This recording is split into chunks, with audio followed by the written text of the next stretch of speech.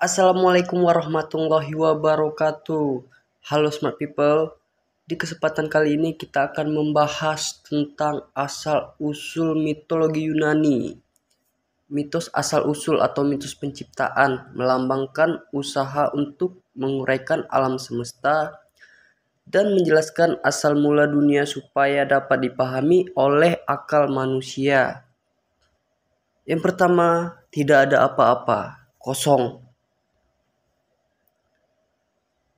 Setelah kosong, terciptalah chaos, kekacauan, suatu entitas yang tak berbentuk dan misterius. Dari chaos ini muncullah Gaia atau Dewi Bumi, serta beberapa makhluk dewata primer lainnya. Di antaranya adalah Eros, dewa cinta, Tartaros, perut bumi, Erebos, kegelapan, dan Nyx, malam.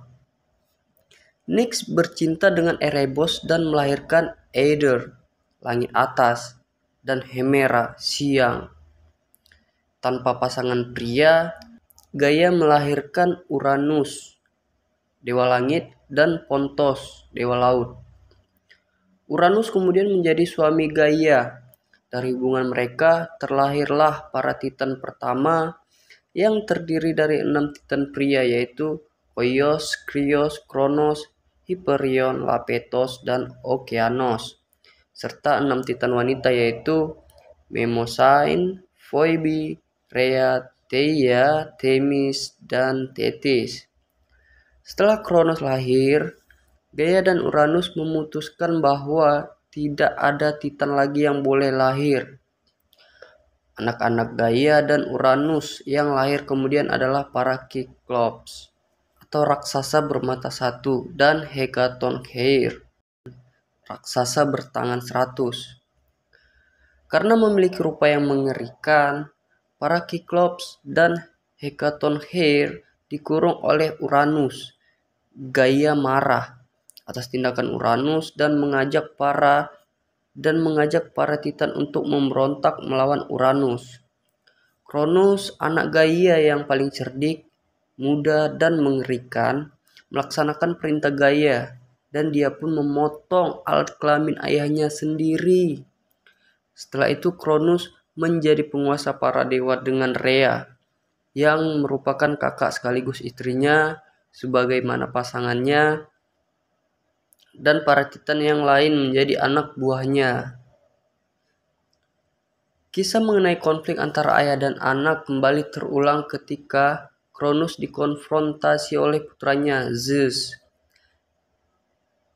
Ini bermula dari rasa takut Kronos, karena Kronos telah mengkhianati ayahnya. Dia takut bahwa keturunannya akan melakukan hal yang sama. Jadi tiap kali Rhea melahirkan, Kronos merebut bayinya dan menelannya. Rhea marah atas tindakan suaminya dan memutuskan untuk melakukan suatu tipuan. Setelah melahirkan Zeus, Rhea langsung menyembunyikan dan memberikan batu yang terbungkus kain pada Kronos, yang langsung saja menelannya. Setelah dewasa, Zeus berhasil memperdaya Kronos untuk meminum suatu ramuan yang mengakibatkan Kronos memuntahkan semua anak-anak yang pernah ditelannya. Zeus lalu menyatakan perlawanan terhadap Kronos untuk merebut kepemimpinan para dewa. Pada akhirnya, dengan bantuan para Cyclops dan Hecatoncheir yang dibebaskan oleh Zeus, serta melalui Titanomakhia atau perang Titan selama 10 tahun, Zeus dan saudara-saudarinya memperoleh kemenangan. Sementara itu, Kronos dan para titan pria kecuali Atlas dikurung di Tartaros. Atlas sendiri memperoleh hukuman khusus, yakni dia mesti memikul langit. Zeus juga dihinggapi rasa khawatiran yang sama, dan setelah adanya ramalan bahwa putra dan istri pertamanya, Metis, akan menjadi dewa yang lebih kuat dari Zeus, maka Zeus pun menelan Metis. Ketika ditelan oleh Zeus, Metis sedang hamil.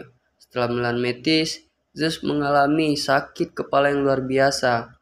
Kemudian dari kepala Zeus terlahirlah Dewi Athena yang sudah mengenakan baju perang lengkap. kelahiran. Kelahiran dari Zeus ini digunakan sebagai alasan mengapa Zeus tidak digantikan oleh dewa dari generasi selanjutnya, tetapi Zeus tetap tercatat sebagai asal mula munculnya Athena. Ada kemungkinan bahwa ketika kisah ini muncul, perubahan kultural sudah berlangsung dan menyerap kultus lokal yang sudah berjalan lama mengenai pemujaan Dewi Athena di kota Athena. Pemujaan itu kemudian berubah menjadi pantheon dewa-dewa Olympus, dan proses perubahannya sendiri terjadi tanpa konflik. Orang Yunani yang memikirkan mengenai sajak menganggap bahwa Theogonia atau cerita kelahiran para dewa sebagai genre puitis prototipe mitos prototipikal dan menghubungkan banyak kekuasaan di dalamnya. Orpheus, seorang penyair arketipal, juga merupakan seorang penyanyi arketipal Theogonia dalam Argonautika buatan Apollonios. Dikisahkan bahwa Orpheus menggunakan sajak-sajak Theogonia untuk menenangkan lautan dan badai, juga untuk menggerakkan hati keras milik para dewa dunia bawah dalam perjalanannya ke dunia bawah. Dalam himne Homeros untuk Hermes, ketika Hermes menciptakan lira, hal yang pertama kali dilakukan adalah bernyanyi tentang kelahiran para dewa. Theogonia buatan Hesiodos bukan hanya naskah yang masih bertahan yang menceritakan mengenai para dewa, tetapi juga naskah terlengkap yang masih ada yang menggambarkan fungsi penyair arkais. Theogonia sendiri diawali dengan doa pembuka yang ditujukan untuk para Mosai. Cerita Theogonia merupakan subjek dari banyak sajak yang hilang, termasuk sajak-sajak yang dipercaya ditulis oleh Orpheus, Museus, Epimenides, Abaris, dan para prama legendaris lainnya. Kisah-kisah tentang Theogonia diyakini pernah digunakan dalam ritual penyucian pribadi dan ritus-ritus misteri. Ada indikasi bahwa Plato tidak asing dengan beberapa versi Theogonia Orphic. Namun, informasi mengenai kepercayaan dan ritus keagamaan memang sedikit. Selain itu, ciri-ciri budaya tersebut tidak akan dibeberkan secara terbuka oleh para anggotanya ketika kepercayaannya sedang dilakukan. Setelah banyak kepercayaan religius yang menghilang, hanya sedikit orang yang masih mengetahui ritual dan ritusnya. Akan tetapi, hiasan dari ritus-ritus tersebut kadang muncul pada aspek-aspek yang cukup umum. Penggambaran yang ada pada tembikar dan karya seni keagamaan ditafsirkan dan lebih mungkin disalahartikan dalam beragam mitos dan kisah. Beberapa bagian dari karya-karya ini masih ada dalam bentuk kutipan-kutipan para filsuf Neoplatonis dan baru-baru ini terungkap melalui potongan-potongan papirus Derveni yang kini membuktikan bahwa setidaknya pada abad ke-5 sebelum Masehi ada sebuah sajak Theogonia kosmogoni buatan Orpheus. Sajak tersebut berusaha mengalahkan Theogonia buatan Hesiodos. Dalam sajak tersebut, silsilah para dewanya dapat ditarik kembali sampai kepada Nyx atau Dewi Malam sebagai perempuan permulaan utama yang muncul sebelum Uranus, Cronus, dan Zeus. Disebutkan pula bahwa malam dan kegelapan dapat menjadi setara dengan chaos. Para kosmolog filsafat dari masa awal banyak yang bereaksi atau kadang membangun pandangan di atas konsepsi mitos terkenal yang sudah ada di dunia Yunani untuk beberapa waktu tertentu. Beberapa dari konsepsi yang terkenal ini dapat dilihat dari sajak-sajak Homeros dan Hesiodos. Dalam karya-karya Homeros, bumi adalah piringan datar yang terapung di samudra luas yang disebut Okeanos, dan di bagian atasnya ada langit hemisferikal yang diisi oleh matahari, bulan, dan bintang. Matahari atau Helios mengarungi langit dengan kereta perangnya pada siang hari dan berlayar di bumi dengan mangkuk emas pada malam hari. Matahari, bumi, langit, sungai, dan angin dapat diselamatkan ketika berdoa dan dipanggil untuk menguasai sumpah. Celah alami yang ada di bumi secara terkenal dianggap sebagai jalan masuk ke dunia bawah, yang merupakan tempat berdiamnya para arwah yang dipimpin oleh dewa Hades. Sementara itu, pengaruh dari kebudayaan lainnya yang masuk ke Yunani juga selalu menghadirkan tema baru.